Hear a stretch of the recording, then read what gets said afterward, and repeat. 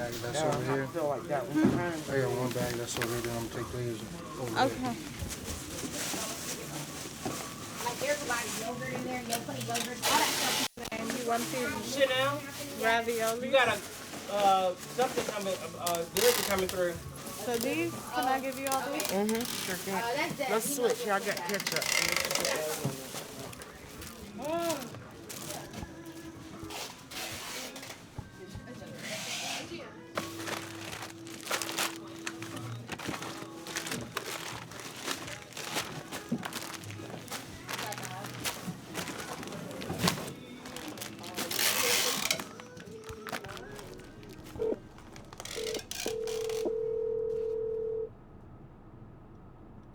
Hello.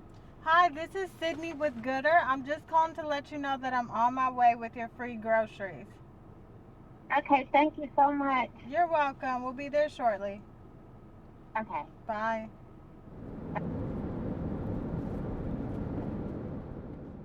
With me being out of work for the first time in 15 years since I started working, the first person I called was Jasmine and, told her, like, look, I'm out of work.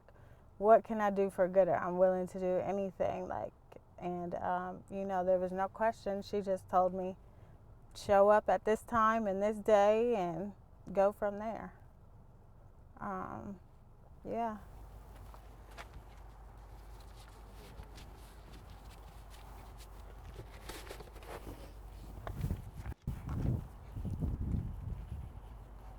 Hi.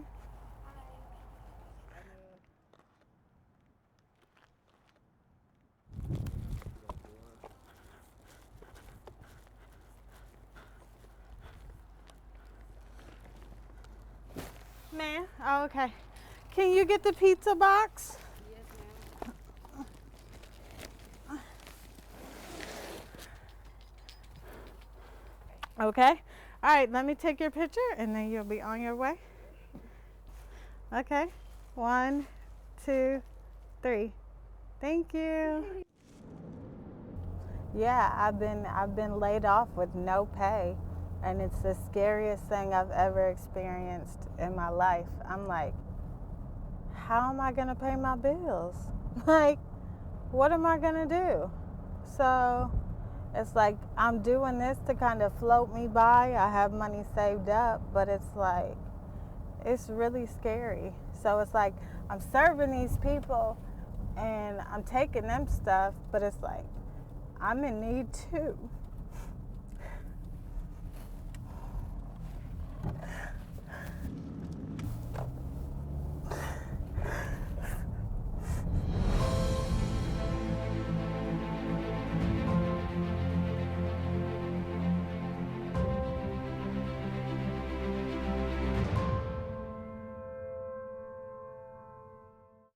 When everything was happening with coronavirus, my biggest fear was, how will my business survive? Like, how am I gonna sell to customers? How am I gonna grow my business? How am I gonna really survive these times, right? And I'm pretty sure a lot of people felt that way, but I'm proud to say that the business has actually been thriving. So then I started getting tons of social workers that were reaching out to us, and they were saying, I've got 6 families, 8 families, 12 families. So we started working this entire Goodr grocery program off of the backs of these hardworking social workers that were bringing families to us and really doing the work. And that's the thing that is so exciting to me, because you see the school counselors and the social workers, and you can never say that they didn't care. I mean, because they were sending us so many families every single day of families that needed food, and they would put in there, this is a single father, he's blind, the mother is an amputee, this is a family of 9. Like, they would let us know just how great of a difference we were making in the lives of these families. And so from there, we really kind of were doing grocery delivery out of the Goodr office. And it was getting a little stressful because our office is not huge. So we had all these boxes of food all over our office floors. And I remember those first few nights, I would just be sharing on Instagram like 10, 15 boxes. And then we got up to like 50 a night. Then I was like, we're getting to be too big. And I knew that we needed greater space. luckily, I got a phone call from Sarah Blakely. I was in a program with Center for Civic Innovation, and Rohit messaged me and said, hey, the people at Spanx want to talk to you about what you're doing. And I was like, okay, perfect. So I get on the call with Sarah Blakely herself, and she says, how can I support what you're doing? And I told her, like, hey, we're going out, we're buying groceries, we're boxing up meals, essentially, for families. And so Sarah Blakely said, I want to help you. I'm going to figure out what I could do and I'll get back to you. So the call ends. Maybe 15 minutes later, she calls me back and is like, I'm going to do 1,000 families. I'm going to get $100,000 to you. And Michelle's going to take care of everything. And I'm like, oh my God. Like, that was like, first of all, I was equally excited about Sarah Blakely just calling me on my cell phone, right? Because I was like, I was really happy about that. Two, she is going to do 1,000 families, and that made me really excited. But then it was like the investment that came with it, like the belief that I trust what you do. I've seen you do it, and I want to help you do it even more. And so from there, I was like, okay, I can't do 1,000 families out of this office. And so reached out to people on text message, and someone said to me, why don't you reach out to APS? And I was like, of course, like all the schools are closed. So I reached out to the superintendent, and she's like, yeah, you should have told me. I would definitely help you get a school. And so like within 15 minutes, Dr. C messages me. She's like, I'm gonna have our COO of the schools call you, and we found a school for you. It's been closed for a few years, but it has everything that you need. The walk-in freezer, the walk-in refrigerator, lots of space, so I could socially distance the team. And the next week, we were in the fulfillment center, and we are now pushing out close to 300 families every single day. And that is amazing, because we started doing like 3 to 5.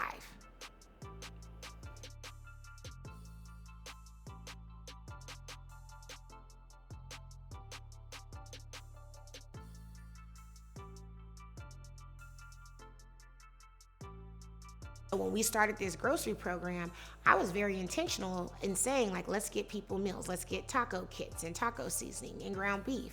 And let's pay attention to their food restrictions and the things that they don't eat. So if they don't eat pork or they can't eat shellfish, and let's give them a lot of different options so that every box of food that a family gets from Goodr looks way different than they've ever received before.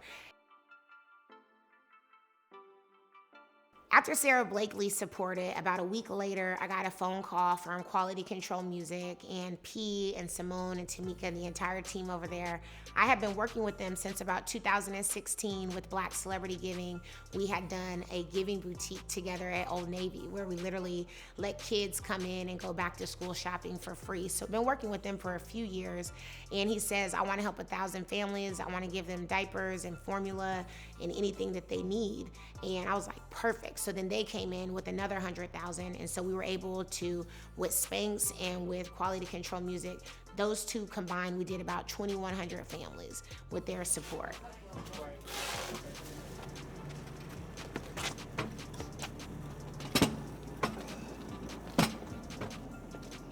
So logistically, things just got turned up. Like we were doing, this is pretty much what we were destined or meant to do, but now we were just waiting for the opportunity to be able to do it. Because essentially we're doing the same thing we've always done. It's just in a different kind of form, if you will. Food insecurity is pretty much what we're doing now. We're just out buying the food versus getting surplus food. It's kind of just transition. But at the beginning, when it first hit, I'm getting calls from everywhere. So like State Farm Arena, Mercedes-Benz Stadium, GWCC, clearing out walk-in coolers and fridges and freezers and things like that. I remember when we picked up from Mercedes-Benz Stadium, we had like a box truck. It was probably about 5,000, 6,000 pounds of food. And then I've had to have multiple trucks on the road picking up from all these different places. So it was like, it was actually like in a way exciting for me, because it's like, okay, now we really like, we moving things, because I like seeing like the numbers or what our capacity is. Like, okay, we're able to accomplish this, we're able to accomplish that. Because we've never had, because I just like challenges. So we've never had to do something this big before besides the Super Bowl. So it was just kind of exciting to see, okay, we're actually able to do this. So it just felt like, okay, sky's the limit. Like there's nothing really that we can't do. I mean, nothing's ever perfect, but we make it happen. If you ever don't feel good, Know that you don't have to like force yourself to be here. Obviously, really appreciate you guys. Today, all of the deliveries are in Atlanta. And what we're gonna do now is, a lot of you guys probably don't know what Goodr does BC, right? Before coronavirus, we typically just work with large scale businesses, get all their excess food, and then we donate it to nonprofits.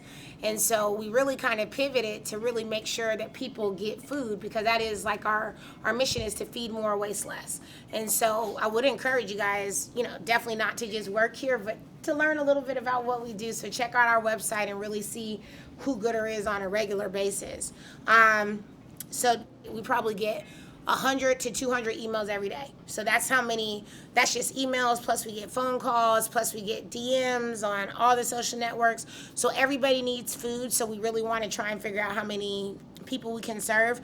So you'll see when Marley gets here in about 20 minutes, most of these the deliveries today will be in central Atlanta. So our goal is to really double what we're doing now. So we're still needing, if you guys have more friends that want to drive for us, let me know, because we want to get to doing like 250 a day, so that in a week's time we could do 1,000 families. And then I brought lunch. So what I'm going to try and do is every Wednesday have like a family meal. And so today I got Jamaican food. So there's jerk chicken, there's brown stew chicken, there's some oxtails, there's some shrimp, and then there's some patties. So what I would say is, before we get on the road, since Marley's still on her way with the list, why don't everybody eat so we're really replenished? And then let's try and really get out close to 200 tonight if we can. As many as we can, and we'll just keep on pushing them out. I think this last week, especially during this quarantine pandemic, has really humbled me more than ever. Really in the ground, feeding families of 10 plus in small apartments. Also, the Goodr phone number is going to my line, or to my cell phone. So every day people are calling me, I'm hungry, I don't know how I'm gonna feed my kids, I don't know what I'm gonna do next. And the fact that they're calling us just shows that we're needed. We've become now that hotline for people that are hungry and that are in need, and they really feel like we could help them. I think that maybe really makes us stand apart from other organizations, is we're really that face to the name. They really can pick up the phone and call us, and we're really working to feed people.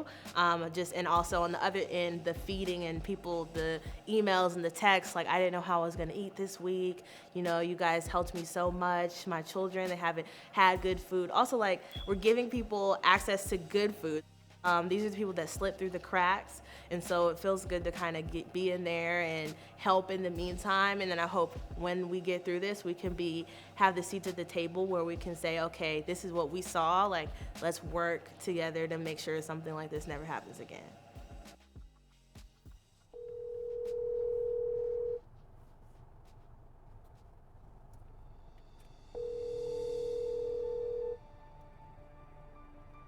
Hello? Hi, Ashley. Yes. Hi, this is Sydney with Goodr. I'm just calling to let you know that I'm on my way with your free groceries. Okay. Okay, I'll be there shortly. Okay, thank you. Okay, you're welcome. Bye. Bye-bye. Okay.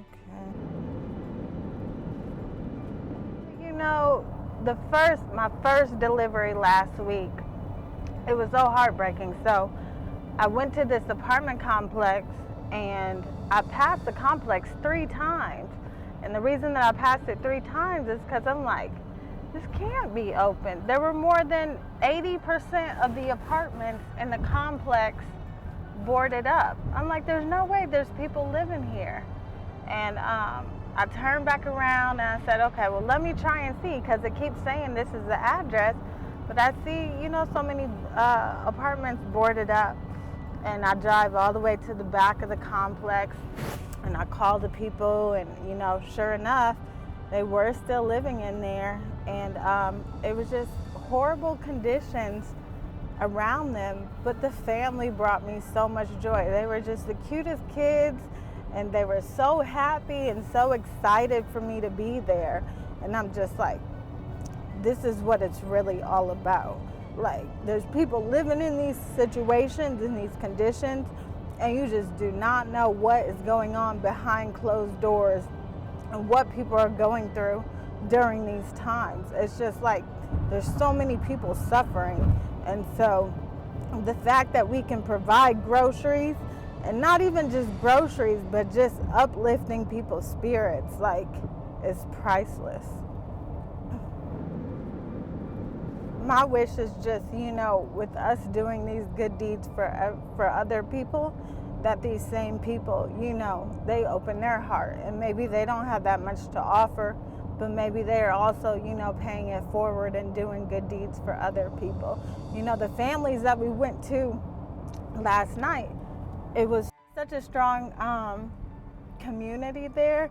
We had so many families, it was late, but they were so afraid to open up the door. They didn't know who we were, and they couldn't believe, like, what? We have groceries, free groceries at that. And so we were knocking on some people's doors, and they weren't opening up. And so the people that were knocking, or that were opening up the doors, once they did finally open up their doors, they were telling their neighbors and telling their friends, and, like, really helping each other, like, oh, well, these people have 4 kids and they have 5 kids, and is there any way you can take some stuff to them? And it was just like, this is what it's all about. Everybody coming together and everybody helping each other out during these times.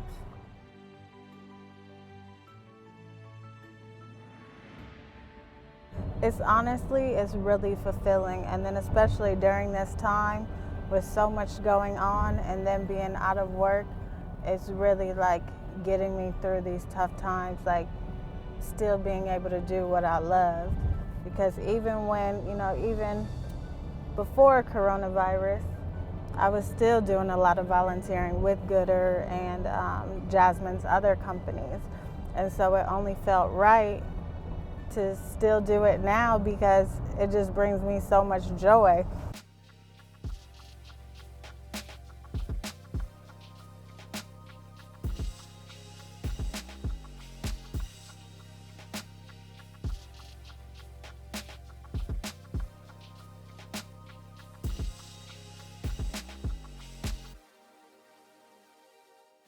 Still to come on Growing Goodr.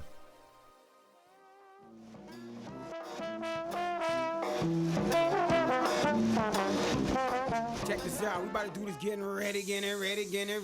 Check this out. Come on. Getting ready. We getting ready. I say, girl, don't you do that.